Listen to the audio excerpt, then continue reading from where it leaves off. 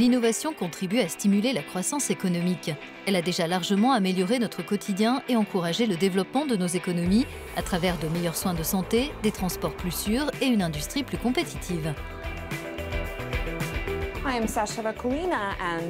Je suis Sacha Vakulina et alors que je suis ici au musée de la technologie de Stockholm, en Suède, Guillaume Desjardins, de son côté, a pris la direction de Séville, en Espagne, pour voir quel est le potentiel concret et économique des innovations, notamment de l'intelligence artificielle et des robots.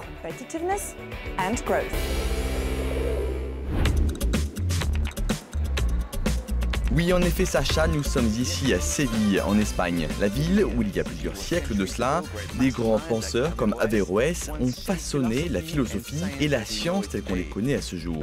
Mais aujourd'hui, les chercheurs travaillent à développer des technologies pour le futur.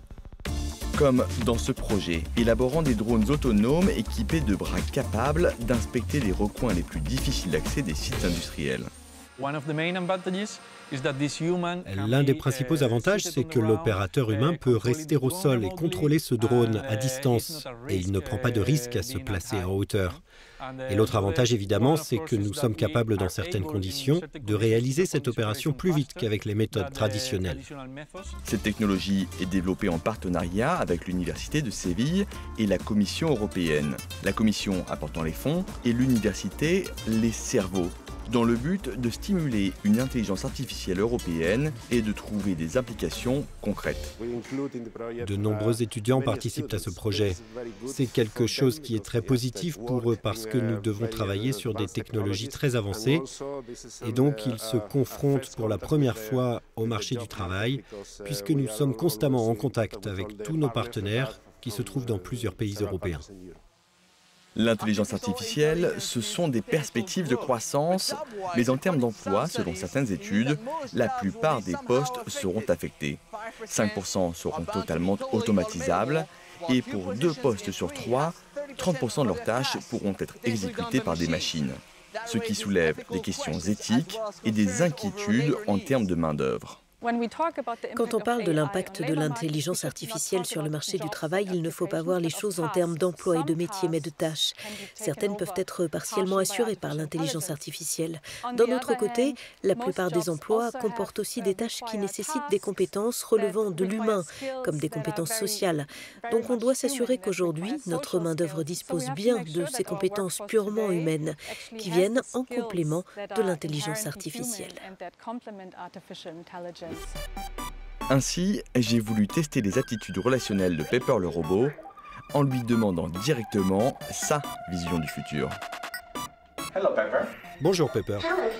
Bonjour humain. Enchanté. Est-ce que tu vas voler mon emploi? Je suis là pour servir les humains. Sans les humains, je ne serais pas là. Le projet dont parlait Guillaume Desjardins fait partie de ceux qui ont le plus profité du soutien de l'Union européenne. Reste que les entreprises de l'Union dépensent moins dans l'innovation que leurs concurrentes internationales. En 2016, l'investissement privé en matière d'intelligence artificielle était compris entre 2,4 et 3,2 milliards d'euros. À titre de comparaison, en Asie, c'était entre 6,5 et 9,7 milliards et entre 12,1 et 18,6 milliards en Amérique du Nord. Voyons cela en détail dans notre cours accéléré. En avril 2018, 25 pays européens ont signé une déclaration de coopération sur l'intelligence artificielle. Les investissements nationaux et européens dans l'innovation et la recherche en la matière doivent augmenter d'ici fin 2020. La Commission européenne consacre à ce domaine 1,5 milliard d'euros pour la période 2018-2020 dans le cadre du programme Horizon 2020, ce qui vient s'ajouter aux 20 milliards apportés par les secteurs privés et publics nationaux. Pour donner à l'intelligence artificielle une base solide dans l'avenir, d'autres investissements seront nécessaires après 2020. 20 milliards d'euros par an d'investissements publics et privés sont prévus. Quant à la Commission, elle a proposé d'investir 1 milliard d'euros par an pour la période 2021-2027. Pourquoi mettre autant l'accent sur l'innovation? Tout simplement parce qu'elle est à l'origine d'environ 2/3 de la croissance économique enregistrée par l'Europe au cours des dernières décennies. Quel est le pays leader de l'innovation dans l'Union européenne? La Suède. Et c'est justement là où nous allons rencontrer Dora Palfi, cofondatrice et PDG d'Imagilabs et ancienne participante d'un programme d'études de l'EIT, l'Institut européen d'innovation et de technologie. Elle créait des outils de programmation informatique pour les adolescentes en amenant le codage sur leur smartphone. La Suède occupe la première place en matière d'innovation dans l'Union. Comment expliquer que ce pays soit si attirant pour les entreprises et les startups comme la vôtre?